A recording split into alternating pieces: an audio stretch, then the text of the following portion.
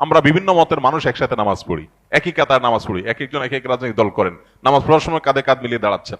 কেউ কোন পীরের মুরিদ, আরেকজন পীরের মুরিদ, কেউ তবলিগ করছেন, কেউ অন্য কোনো রাজনৈতিক ইসলামিক দল করছেন, কিন্তু নামাজের সময় একে কাঁধে কাঁধে মিলিয়ে দাঁড়াচ্ছেন। এটাই তো ঐক্যের শিক্ষা, যে মত আপনার ভিন্ন হতে পারে, কিন্তু যখন নামাজে দাঁড়াচ্ছেন আপনি এটা বলতে পারবেন না, না এটা বিএনপির লাইন, ওইটা জমাতের লাইন, ওইটা জাতীয় পার্টির লাইন, আলাদা করে লাইন করার সুযোগ আছে? নাই। যদি করেন তাহলে আপনার নামাজ নিয়ে টানাটানি শুরু হবে। ইসলাম আপনাকে এতটা উদার হতে বলেছে যে ভিন্ন মত থাকতে পারে, কিন্তু এই ভিন্ন মতের মধ্যেও ডক্টর খন্দকার আব্দুল্লাহ জাহাঙ্গীর রহমানুল্লাহ যেটাকে বলতেন বৈচিত্র্যময় ঐক্য, আল ইত্তেহাদ মা আল ইখতিলাফ, যে আমরা বিভিন্ন রকমের মতে থাকা সত্ত্বেও একটা জায়গায় আমরা এক, একটা না বহু জায়গায় এক, আমরা বাংলাদেশী হিসাবে এক, এই জায়গাটাতে আমরা ঐক্যবদ্ধ, এখানে আমরা কাঁধে কাঁধ মিলিয়ে দাঁড়াবো। মত পার্থক্য আপনার সাথে হাজারবার থাকুক, হাজারবার আপনার সাথে আমার বিরোধী থাকুক, আপনি আমার করেন আমি আপনার করি, কিন্তু ঐক্যের জায়গাটা ক্লিয়ার থাকতে হবে। যাই হোক, আমরা যদি সজাগ সতর্ক থাকি তাহলে ইনশাআল্লাহ এদেশ নিয়ে কেউ খেলতে পারবে না। 18-20 কোটি মানুষ আমরা যদি সবাই একটু চোখ কানটা খোলা রাখি যে একটা নোংরা খেলা চলছে, ইনশাআল্লাহ কেউ আমাদেরকে নিয়ে খেলতে পারবে না। গতকালকে মাননীয় প্রধান উপদেষ্টাকে এই আশ্বাস আমরা দিয়েছি, এই বিশ্বাস আমরা তাকে রাখতে বলেছি যে এদেশের শুধু মুসলমান না, হিন্দু ধর্মীয় নেতৃত্ব সবাই ছিল, সবাই বলেছেন যে আমরা আমাদের রাষ্ট্র, আমাদের প্রিয় মাতৃভূমির স্বার্থ রক্ষার ক্ষেত্রে আমরা সবাই ঐক্যবদ্ধ, কাঁধে কাঁধ মিলিয়ে আমরা কাজ করব, এবং কোনোভাবেই এই দেশকে দুর্নাম করার যে ষড়যন্ত্র চলছে এই ষড়যন্ত্রকে আমরা সফল হতে দেব না ইনশাআল্লাহ। আল্লাহ আমাদের সবাইকে সেই তৌফিক দান করুন। আমরা যেন শান্তি রক্ষার ক্ষেত্রে পৃথিবীর কাছে রোল মডেল হতে পারি, যে এদেশের মানুষ রোল মডেল। আমাদের ব্যক্তিগত দ্বন্দ্ব, কোন্দল, আমাদের রাজনৈতিক কোন্দল, এগুলো যদি থাকে, 10টা ঘটনা এগুলো যদি ঘটে, তাহলে আমাদের ধর্মীয় কোন্দল যেন জিরোতে আমরা নামাইতে পারি, যে এই বিষয়ে যেন কোনো কোন্দল আমাদের মধ্যে। এক শ্রেণীর মিডিয়া, তার একটা ক্ষুদ্র অংশ আছে আমাদের দেশে যারা তাদের দোসর হয়ে কাজ করে, আর বাকি আজকাল আমরা যেটা দেখতে পাচ্ছি আমাদের পার্শ্ববর্তী দেশ থেকে অনবরত উস্কানি দিয়ে দেশে, দেশের বাইরে, বিভিন্ন দেশে বাংলাদেশের মানুষের ভাবমূর্তি ক্ষুণ্ণ করার, বাংলাদেশের মানুষকে খারাপ মানুষ হিসেবে দেখানোর একটা চেষ্টা তারা করছে, অপচেষ্টা করছে। এই সময়টাতে আমাদের শত শত মত পার্থক্য থাকা সত্ত্বেও ঐক্যবদ্ধ হওয়ার সময়।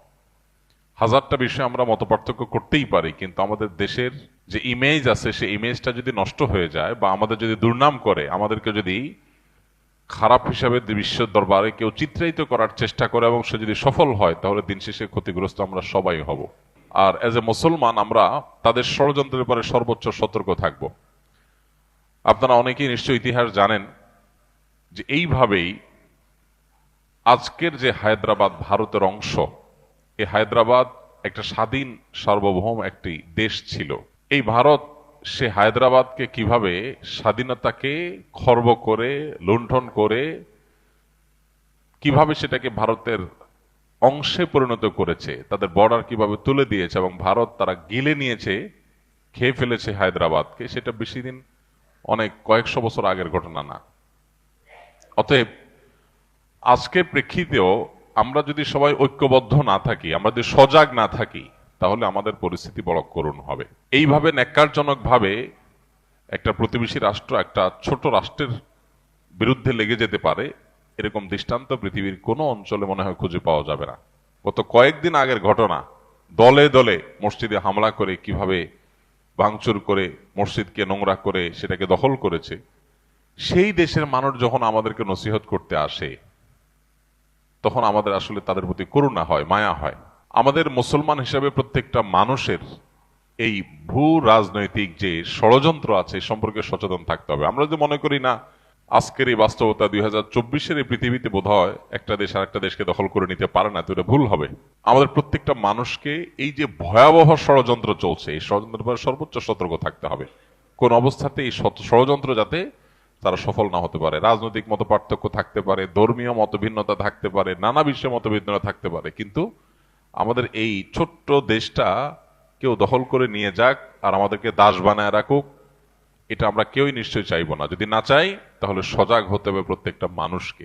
গতকালকে আমরা মাননীয় চিফ অ্যাডভাইজার মহোদয়ের ডাকে বসেছিলাম, সেখানে আমাদের অনেকেই চিফ অ্যাডভাইজার মহোদয়কে এই দাবি তুলেছেন যে বাংলাদেশে হিন্দুদের নিয়ে যদি ভারতীয়রা মিথ্যা অভিযোগ দিয়ে নাক গলাতে আসে, তাহলে দিন দুপুরে খুল্লম খোলা যে মুসলিম সংখ্যালঘুদের উপরে ভারতে নির্যাতন হচ্ছে, মসজিদগুলো ভাঙচুর হচ্ছে, সেটা নিয়ে বাংলাদেশের সরকার জায়গা থেকে কেন প্রতিবাদ করা হচ্ছে না? আপনারা জোর গলা প্রতিবাদ করেন, আপনারা না করার কারণে আজকে তারা আমাদের উপরে চেপে পড়েছে।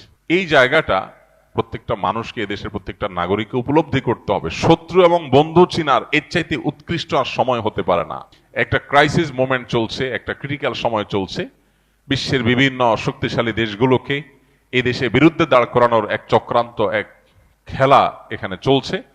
সেখানে এই দেশীয় যে বিদেশিদের এজেন্ট মিডিয়াগুলো আছে, সেগুলোকে ভালো করে চিনে রাখার সময় হয়েছে।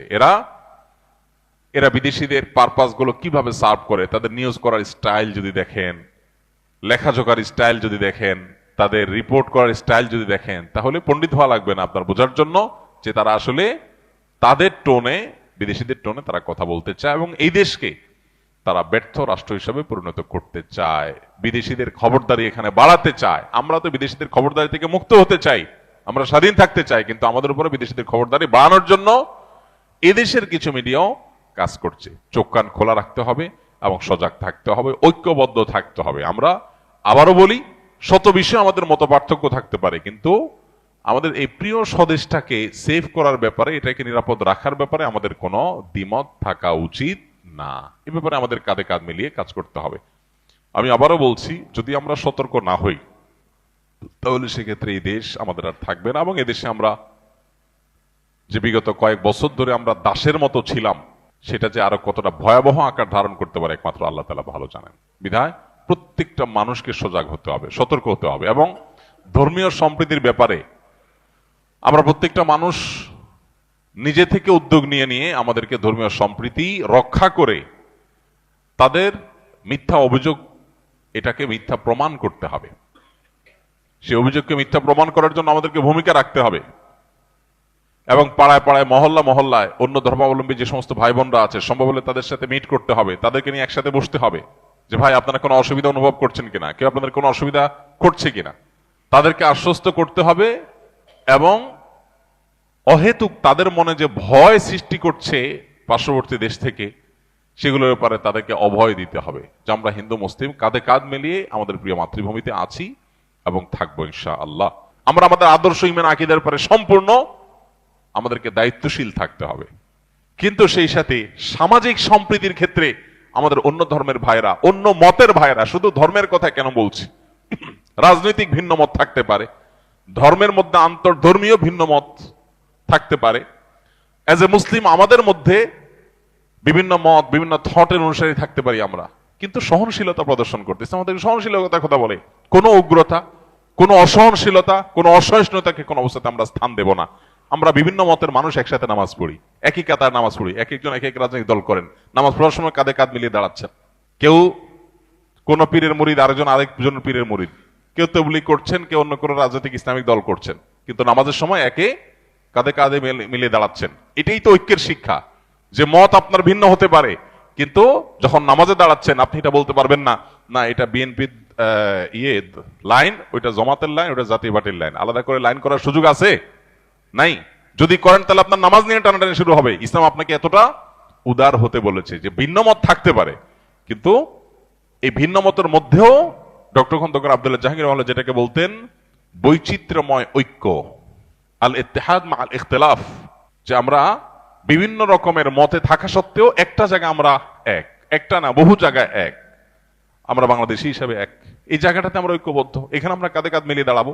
মত পার্থক্য আপনার সাথে হাজারবার থাকুক, হাজারবার আপনার সাথে আমার বিরোধী থাকুক, আপনি আমার করেন আমি আপনার করি, কিন্তু ঐক্যের জায়গাটা ক্লিয়ার থাকতে হবে। যাই হোক, আমরা যদি সজাগ সতর্ক থাকি তাহলে ইনশাআল্লাহ এদেশ নিয়ে কেউ খেলতে পারবে না। 18-20 কোটি মানুষ আমরা যদি সবাই একটু চোখ কানটা খোলা রাখি যে একটা নোংরা খেলা চলছে, ইনশাআল্লাহ কেউ আমাদেরকে নিয়ে খেলতে পারবে না। গতকালকে মাননীয় প্রধান উপদেষ্টাকে এই আশ্বাস আমরা দিয়েছি, এই বিশ্বাস আমরা তাকে রাখতে বলেছি যে এদেশের শুধু মুসলমান না, হিন্দু ধর্মীয় নেতৃত্ব সবাই ছিল, সবাই বলেছেন যে আমরা আমাদের রাষ্ট্র, আমাদের প্রিয় মাতৃভূমির স্বার্থ রক্ষার ক্ষেত্রে আমরা সবাই ঐক্যবদ্ধ, কাঁধে কাঁধ মিলিয়ে আমরা কাজ করব এবং কোনোভাবেই এই দেশকে দুর্নাম করার যে ষড়যন্ত্র চলছে, এই ষড়যন্ত্রকে আমরা সফল হতে দেব না ইনশাআল্লাহ। আল্লাহ আমাদের সবাইকে সেই তৌফিক দান করুন। আমরা যেন শান্তি রক্ষার ক্ষেত্রে পৃথিবীর কাছে রোল মডেল হতে পারি, যে এদেশের মানুষ রোল মডেল। আমাদের ব্যক্তিগত দ্বন্দ্ব, কোন্দল, আমাদের রাজনৈতিক কোন্দল, এগুলো যদি থাকে, 10টা ঘটনা এগুলো যদি ঘটে, তাহলে আমাদের ধর্মীয় কোন্দল যেন জিরোতে আমরা নামাইতে পারি, যে এই বিষয়ে যেন কোনো কোন্দল আমাদের মধ্যে